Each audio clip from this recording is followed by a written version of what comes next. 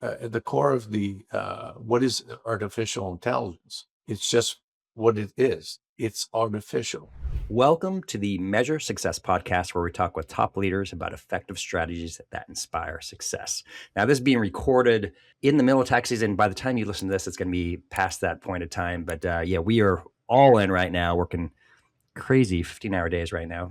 Unbelievable. It feels like investment banking type situation right now. But we always like the opportunity to stop and meet with experts from around the world who have extraordinary expertise that's going to help your business grow. And this opportunity we have today is really special. I guess is Gal Borenstein. He is the author of Don't Believe the Hype, and most recently his book, Beating Goliath with AI. He's the founder and CEO of the Borenstein Group. It's a leading B2B and B2G branding and digital marketing firm based in DC, one of my favorite places to go visit for sure. Yeah, with more than 30 years of experience, he's helped over 100 organizations figure out, this is important, folks, your marketing position and how to drive actually measurable growth behind that. Gal, welcome to the Measure Success podcast.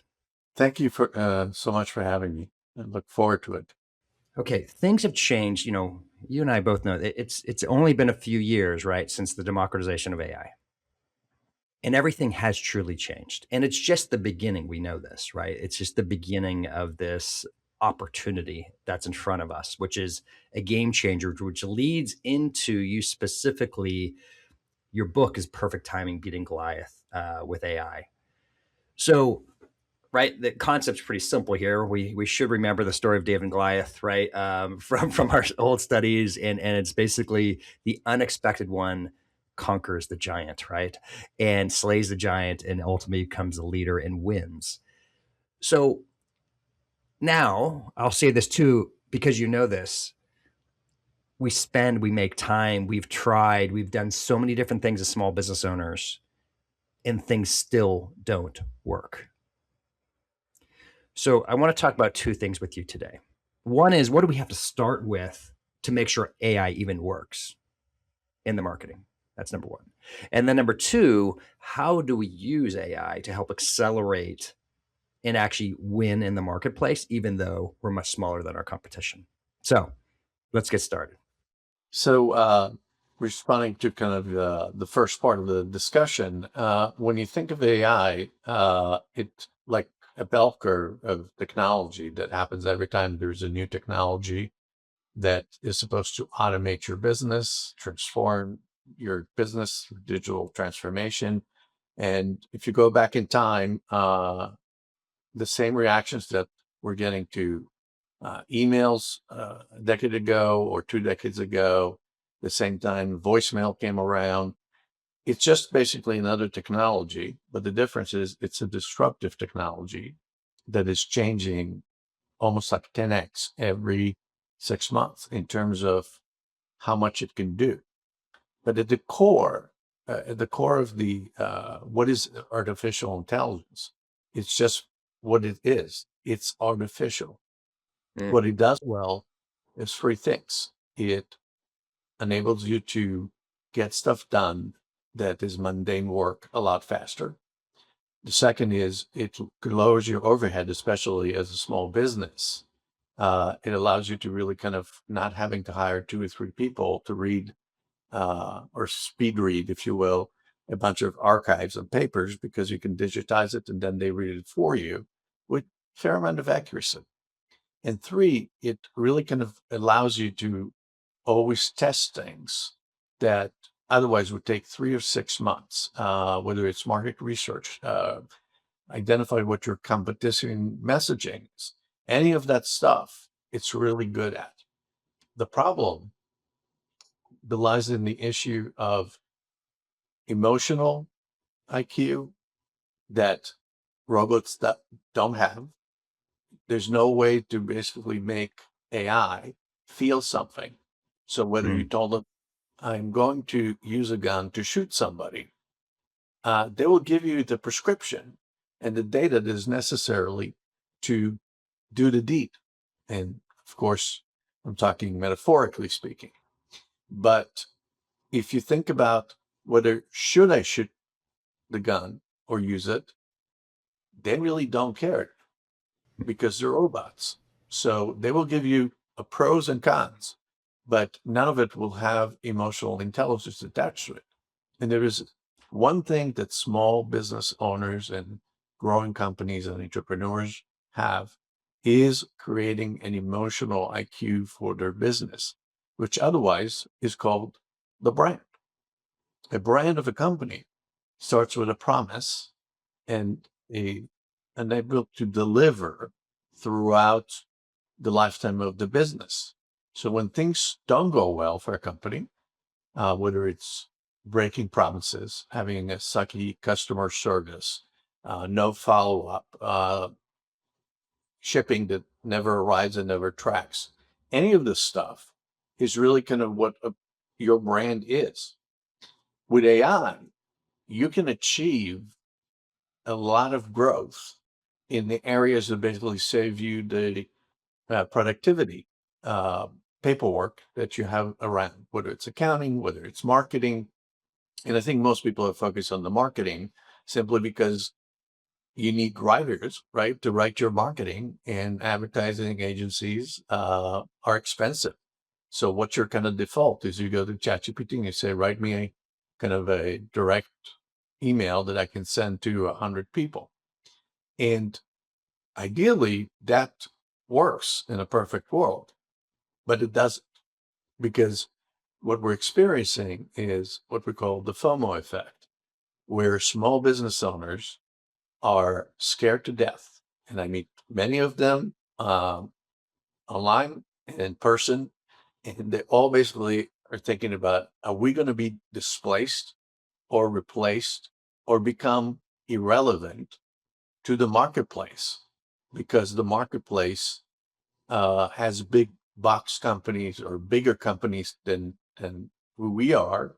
And therefore, if we don't add AI, if we don't have AI agents, we're going to fail. And that kind of perspective is really where most of the issues of failure occur.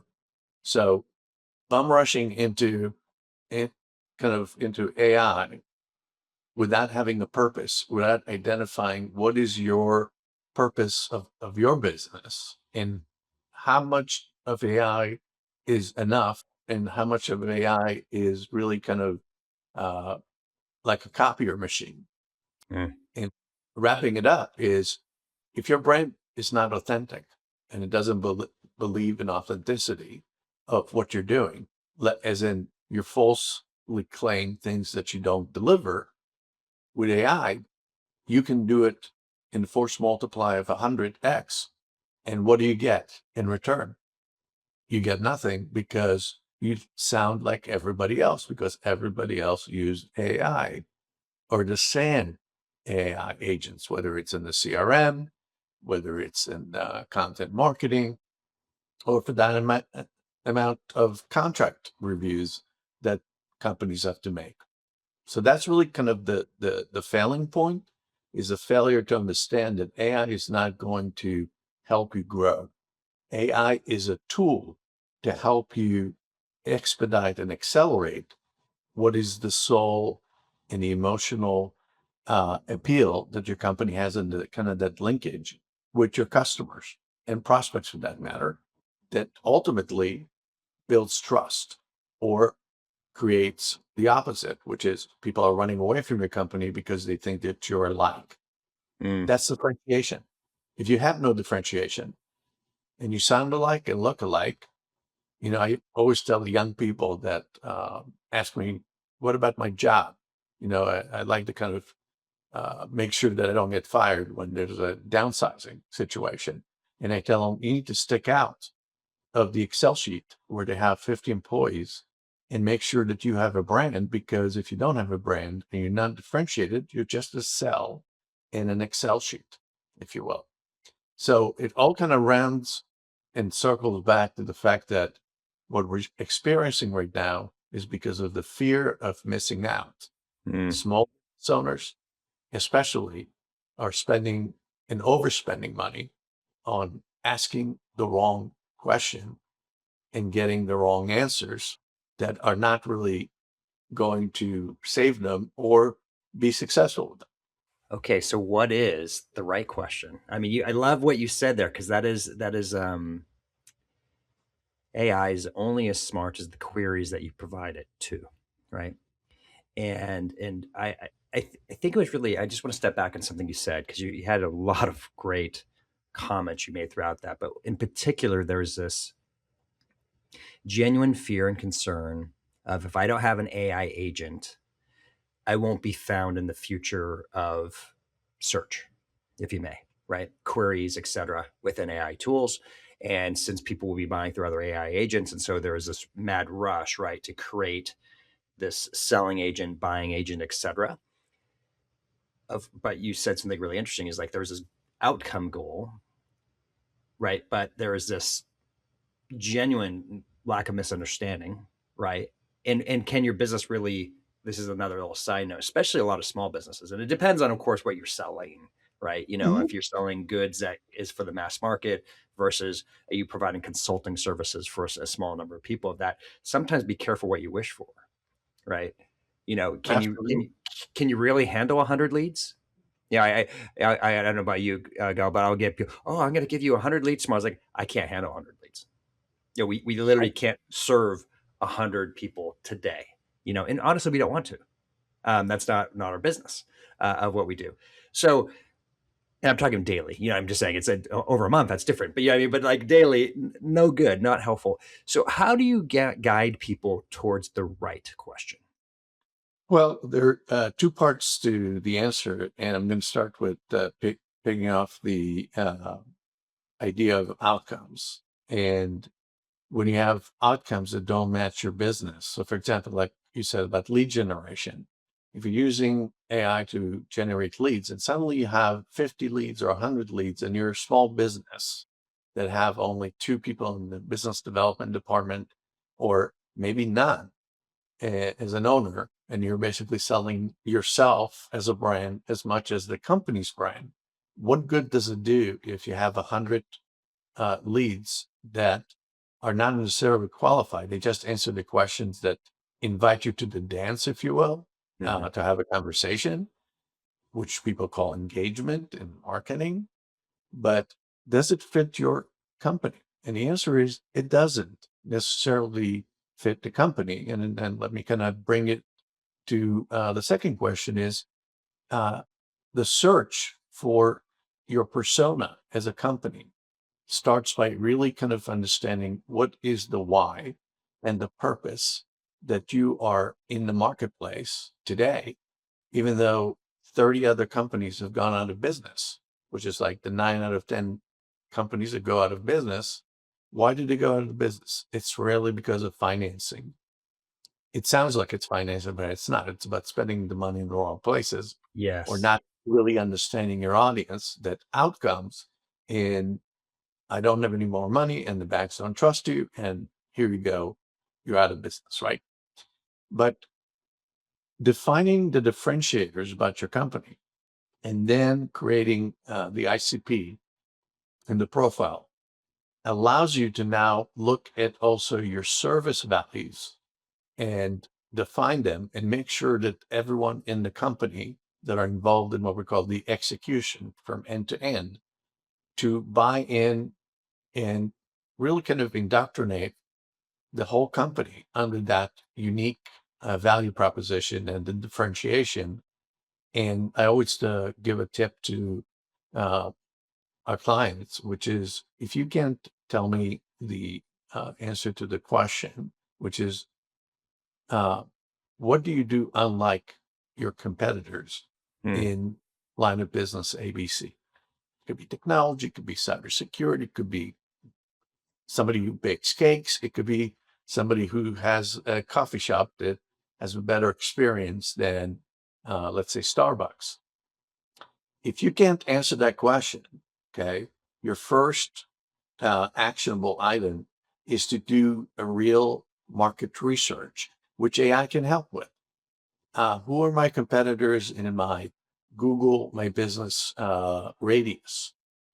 If it's national, what companies are using the same keywords and the same value propositions, which make me look like a monkey that is basically emulating its owner, if you will, or any cartoon scenario where, the dog is wagging or whatever it is.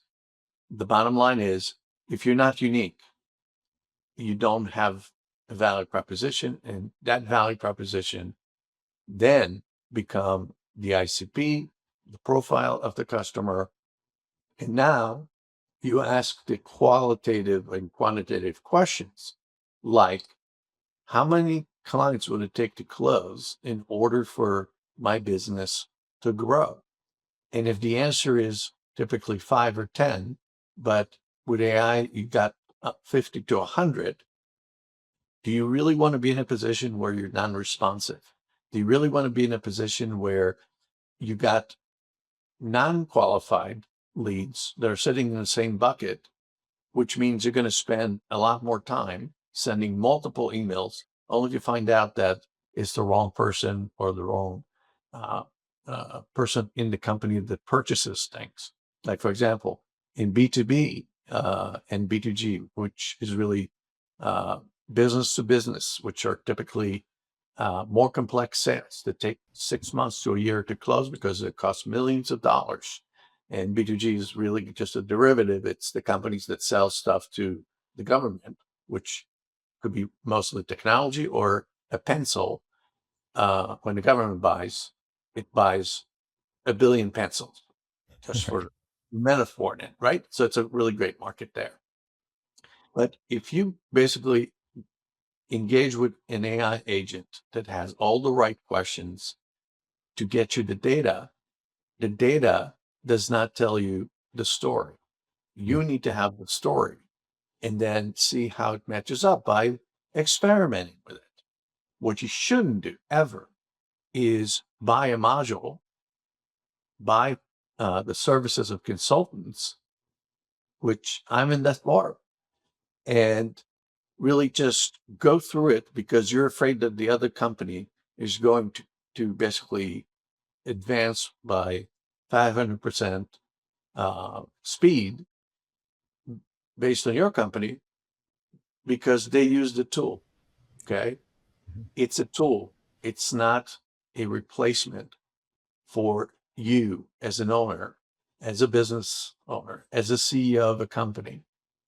What you're trying to do is force multiply what is good about your company and find differentiation, because now with AI, you can do the market research and find out, for example, what's their SEO like.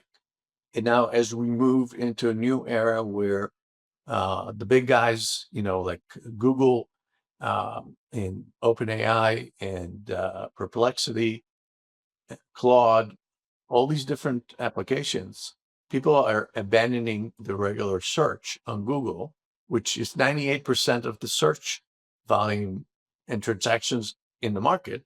We used to have and still have pay-per-click ads, but now you can basically go to AI and people are going to the AI boost.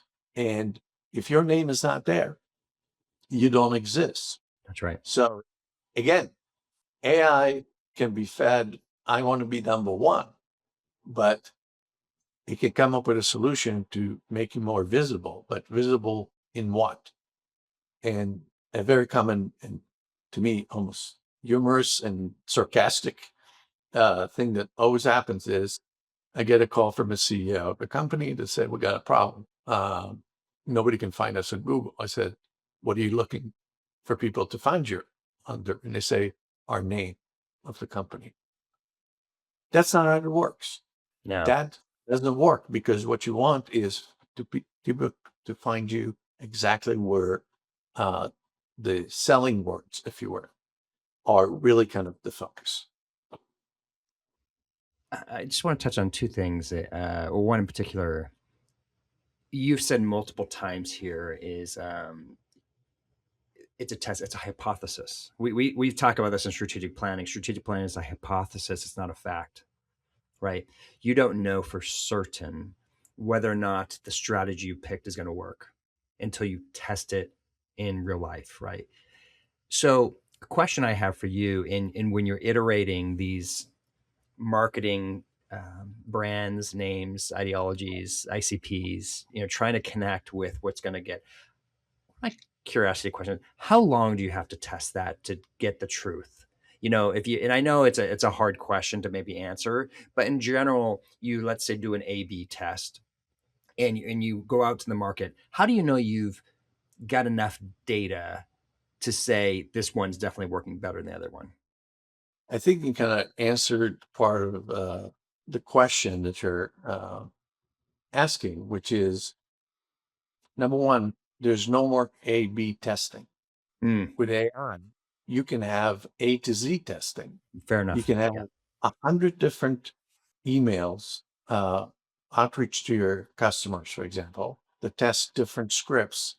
And in fact, it can also send virtual emails, as in testing the emails to make sure that they're the accurate decision maker before you actually start the campaign. So that's the great part.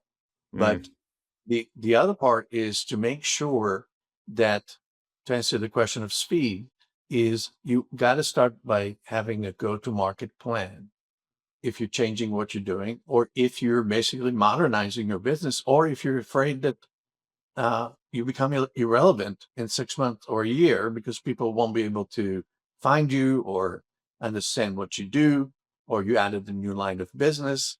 And no, it should not take more than 90 days, really.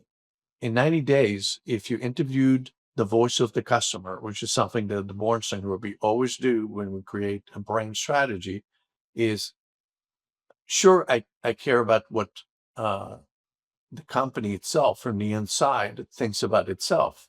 But I really think that listening to the outside in, as in customers, prospects, lost proposals, anybody that really can tell you why it's not working, is the gold mm, that can be monetized and brought into the game that you're playing. So you have to put your ego aside, especially if you're a small business owner or a CEO for that matter, and ask the question is, what are people thinking about us on the outside? And how do we basically close more proposals is a question of asking the people that didn't give you the business, assuming that they're human beings, they would love to basically debrief you and tell you your cost was too high, or I didn't understand the specs that were given to me, or I'm really not that uh, versed in the technology or the service or the product that I'm buying. I just felt better about it with the other company. mm. So, voice of the customer, the voice of the management team combined allows you to really kind of achieve that objective of knowing that before you start branding, before you start marketing, before you start really going to market with something, your message is kind of bulletproof. And now you can test it up in 100 different ways. What is the emotional button, if you will? Mm. It will cause somebody to respond. In my world, and this is what I cover in my book, Don't Believe the Hype, when trust is on the line, it really is about the fact that even when you have your uh, signals of trust, when you go to the marketplace, you don't own the narrative anymore. The Mm. narrative is owned by your digital footprint, whether you're on social media or you're not, whether you're actually looking at what people are saying about the company on the Glassdoor if you're recruiting people, on Trustpilot if you're looking for reviews about the company's services. And if you don't listen to those things and you don't own them, the narrative suddenly becomes what people are saying about you versus what you want people to say about your company. That's a really well said statement there, and I think for a lot of us small business owners or even mid-sized business owners,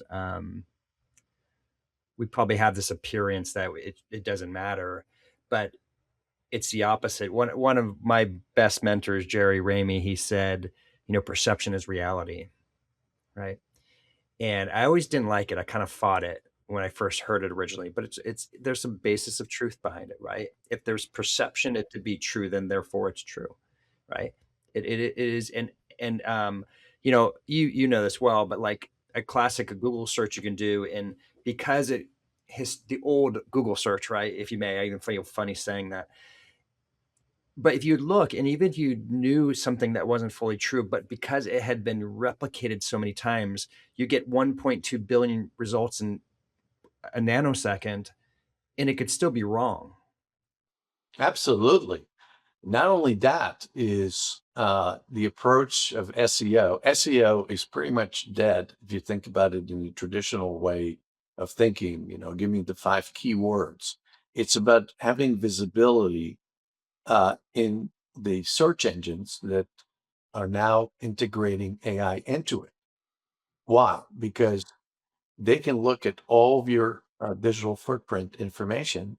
And for now, because it hasn't gotten to that point, you can create authority links, content that will actually position you as an expert. You can create a description of your own company and make sure that it appears, whether it's LinkedIn or other business sites that are telling what you actually do.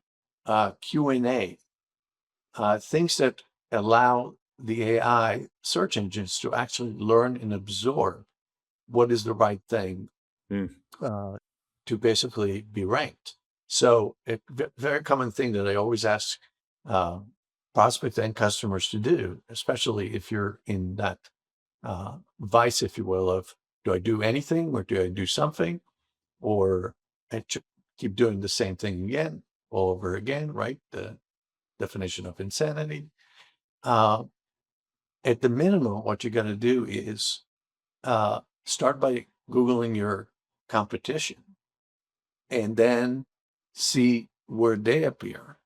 And then also realize that the folks that have very little content are the folks that are going to be losing. So you could be a bigger company, but because you're invisible, your company, the David, if you will, in the fight between David and Goliath, this is a digital slingshot. It does not cost a lot of money. It costs the kind of aperture and attitude that you're not basically fighting against Goliath. In reality, in fact, most of your competitors in small business, when I ask the question, who's your competitor? They give me names of IBM or uh, Facebook or any kind of business, Starbucks, which is not true. This is not your competitor because you'll never be able to catch up with them unless you want to be bought by them. Right. That's right. Because to sell is a model, but the missing part is now you have kind of an opportunity to really create a GEO, which is generative uh, content that actually goes into the search engines. And shame on you if you're not doing that. So all the stuff that I just talked about is the investment that you do in-house and use very basic tools to get it out there. And then use social media, use any platform that is part of your digital footprint to make sure that that is what you're talking about and make it easy for people to understand what it is that you do. If they don't understand what you're doing, or you find in the feedback that I talked about, which should be done prior to launching something or relaunching something, that's the focus point before you write a script. And in engineering world, for example, which is the majority of our clients over years, engineers are the smartest people that you're going to meet. Uh, they invent things, which means you got to be a genius of a kind to create something that is new and innovative. But when you look at the product name that they chose or the service that they chose, it's something like XYZ. And you're wondering why the idea is not taken off, or you don't get enough people that can actually embrace the brand and help them move along the supply chain, if you will, of sales a lot faster. That's so well said. And being that I've worked with multiple engineering companies within for many years, that is so true. What you just said, brilliant people, but they'll come up with the 700X, right? And it's like, what does that mean, right? And they'll live and die by it. It's like, no, it's the 700X, don't you know? It's the greatest product in the world. In my little real world example, which is interesting, and part of the reasons we do podcasts, first of all, I love it. I get to meet brilliant people like yourself, but we're creating content, and that content goes out in the world. And why does that matter? My name is, of course, Carl Cox. I put a J in there intentionally because in the old days of Google, I was not searchable because of Carl Cox, the DJ, who's been Ah, around for 10 plus years than me. He's based out of England and he has so much content out there. He would kill me, but I put a J in there, all of a sudden I'm searchable. But with AI, we're much more searchable. We're also named with him because we've been putting out so much information over the last 5 years. This is a great example of, right, of a game changer where my name, my personal name brand was effectively unsearchable without the designation, is now within AI search engines, is now found. And this is one of those cases of where we can catch up, we can do things, it's mhm, possible, but you can't just also think you could do it in a weekend, right? You have to produce significant and be continuous with your content to get there, right? It's just not these, as you know, there's very few overnight successes, right? It's usually, and there's a lot of work and energy to go into this. I can't believe we're already near the end of our podcast recording part. So I'm going to do some quick hitting questions for you, Gal, because, and once again, we're already talking about having Gal speak at more events with us because once again, his information, his expertise is going to be so valuable for our audience. And so a couple quick hitters. When you're measuring success with your clients, how do you measure success? I tend to basically create two metrics. One is once you got to the differentiation and messaging, I basically want them to tell me from 0 to 10, what's the engagement level inside the company. If Mm, you put all the company's employees in one arena, or what they call kind of a day of reflection, or town halls, whatever it is, and when you started to where you are, you're able to kind of create kind of an index of mm, what values and what statements that you're making are believable. If you're not basically benchmarking where you started, and then after you do the activities that you need to do inside your company to train to get the right message, the believability factor is the single most important thing that you get out of that mm, metrics. And mhm, that's really kind of part of the framework that I created that is called the Guardian, which is all about trust being monetized. And you can't monetize it unless your own people in your own company believe in three messages or two messages or one message, which could be, we're always on time, the other guys aren't. Okay, for example.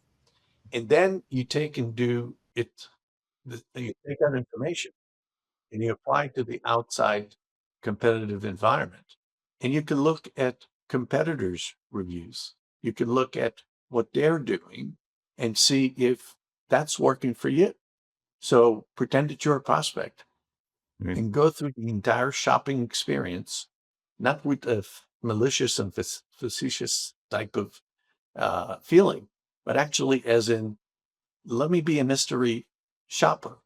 mm, Now, in the past, it used to be called competitive intelligence, and there were big companies that paid big money to companies and consultants that all they did is basically mystery shop and then report the intelligence back to the companies so they can basically get a leg up, or refine something that they don't have, or innovate in an area that degraded their capabilities. But here's the deal. Welcome to the new world. You have AI. You have a search engine is driven by AI.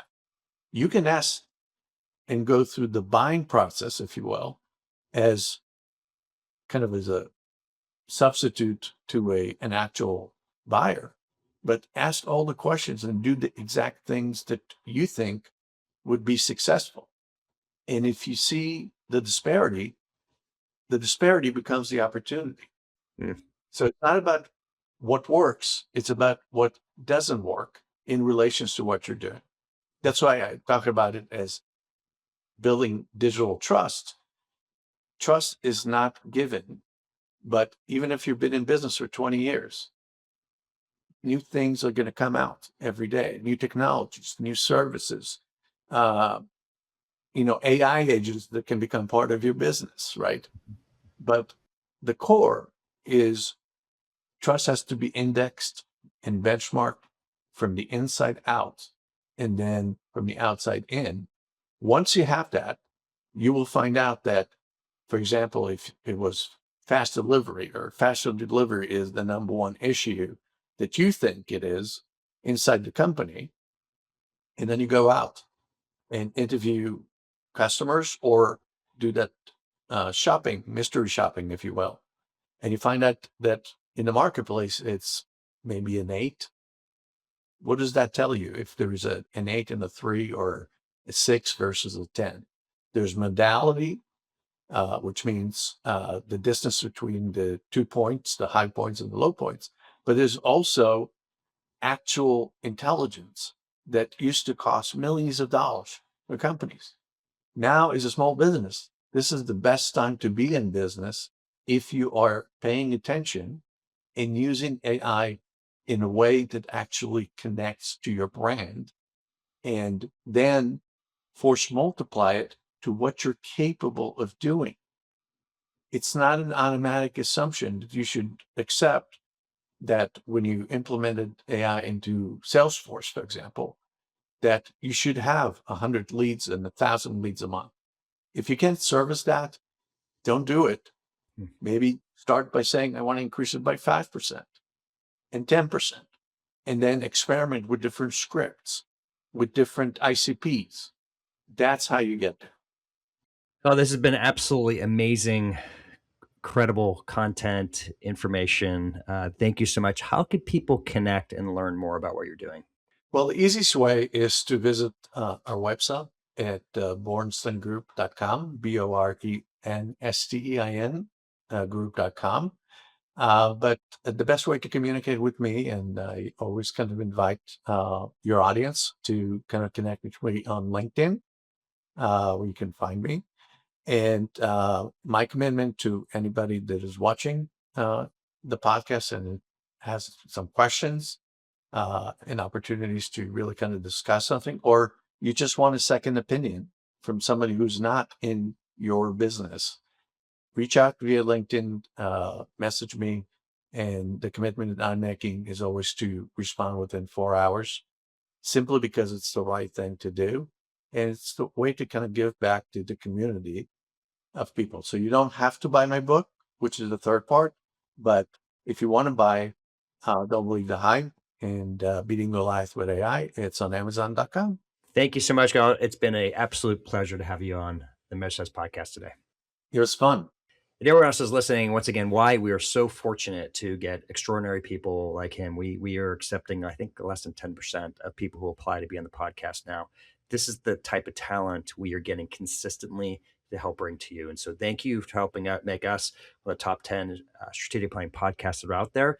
I'm just going to encourage you to go out, check out Gal's information. It's Borenstein, and once again, his 2 books, Don't Believe the Hype and Beating Goliath with AI. And as he also give you an invitation to talk with him directly on LinkedIn, which is really cool to be able to do that. You mentioned the name of the podcast, so you know that it's connected to your business. Thank you so much. I appreciate that. So once again, and then finally, as we always like to say here on the Measure Success podcast, wishing you the very best at measuring your success. Have a great day.